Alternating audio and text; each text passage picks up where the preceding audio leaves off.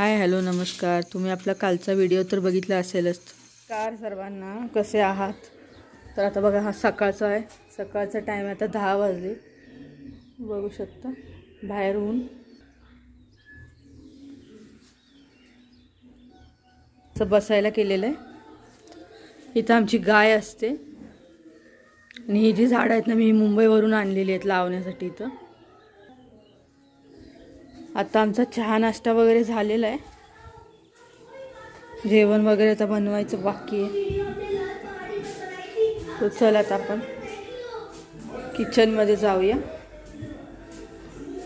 आता मी आलेले आहे इथं हॉलमध्ये. इथं हा किचन आहे डाव्या बाजूला.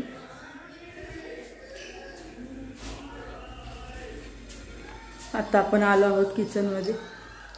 देवपूजा माझी झालेली आहे आज.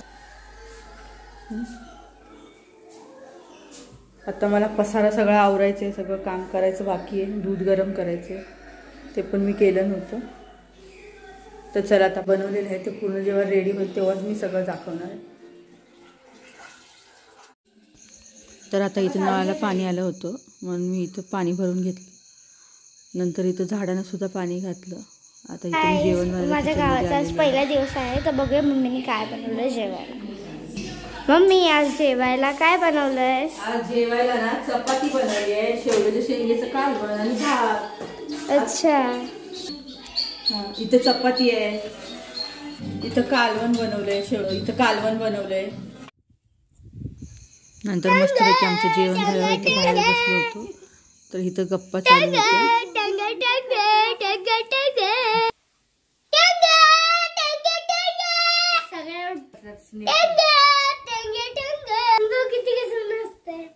अरे थांब ना. काय असं असं कोणी सांगितलं? बाईने सांगितलं. तर आता ही दुपार आहे. दुपारी बघा ऊन कसं कडक झालेलं आहे. नंतर मग मस्त थोडी झोप वगैरे काढली आणि मग संध्याकाळी रील्स बनवल्या. तर असं होता आजचा दिवस. नंतर मग संध्याकाळी पुरणपोळ्याच्या जेवणाची तयारी केली. रील्स बनवून झाल्यावर मग इथं मी संध्याकाळच्या जेवणाची तयारी करून घेतली. चहा वगैरे झाला सगळ्यात आधी. तर चहाची भांडी वगैरे घासून घेतली. मग इथं पीठ वगैरे मळून घेतलं होतं मी. डाळ वगैरे शिजवून घेतलेली. आता मी इथं आमटी फोडणीला घालते. मिक्सरमध्ये मसाला वगैरे करून घेतला, पुरण वगैरे करून घेतलं. तर सर्व तुम्ही बाजूचा जो पसार आहे तो सगळा इग्नोर करा. आणि अशा प्रकारे सगळं जेवण तयार करून घेतलं. आमटी वगैरे बनवून घेतली. हे संध्याकाळचा टाईम होता.